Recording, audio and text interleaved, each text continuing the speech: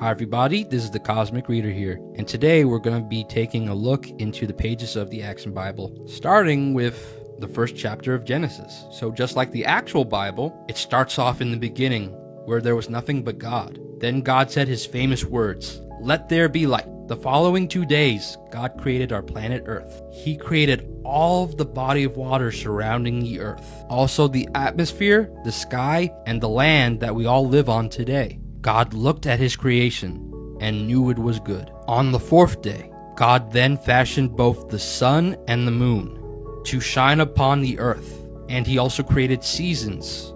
So as the earth rotates around the sun, as it becomes night and day, and as seasons start to change, we would be able to tell time.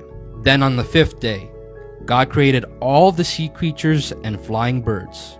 The sixth day, God created all kinds of living creatures, ones that were wild, ones that were tamed, and ones that crawled on the ground. After all of that, God created the first man, Adam. And since the Lord is such a good wingman, he created Eve so that Adam won't feel lonely. They were both created in his own image, to be the first of humanity, meant to rule and live in harmony with all living creatures. I'm sure that they could both handle that. On the seventh day, that's when God decided to rest and show the beauty and fruitfulness of the garden that they live in. God told them that they were able to eat from all of the trees except for the tree of knowledge of good and evil, because if they do, they would surely die. And we see from this beautiful art that Adam and Eve both admire everything that was in the garden. They were so grateful that God provided them all of what he's created here. Then one day, Eve was curious. She was walking around the garden until she stopped and gazed at the tree of the knowledge of good and evil. She was staring at the fruit when suddenly Satan appeared in the form of a snake. Dun dun dun! Satan's all like, Hey Eve, are you sure God told you not to eat from this tree?" Eve's all like, uh-huh. He clearly told us that if we even touch it, we would surely die. Then Satan's all like, No. You won't die. I'm sure you'll just be as wise as God if you ate from this fruit. And then Eve's like, well, I guess I could take a bite. Funny enough, we don't see Adam questioning Eve when he sees her hold the fruit. He's not all like, honey, why do you have the forbidden fruit on your hands? And why does it look like you took a bite out of it? No, Eve just says, hey Adam, take a bite out of this. And Adam just accepts it. It was after they both took a bite out of that fruit that they suddenly realized that they messed up. Cause the harsh reality of sin hit them right on the face, and they also suddenly became aware that they're naked. After they realized what they'd done, they grabbed a bunch of leaves to cover themselves and also try to run and try to find a place to hide away from God. But of course, God is God and you can't hide away from him.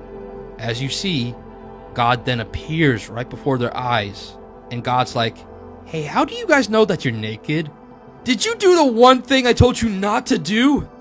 Oh, also the funny thing is, guys, when they were both confronted by God, they didn't feel sorry for themselves. They didn't apologize to God.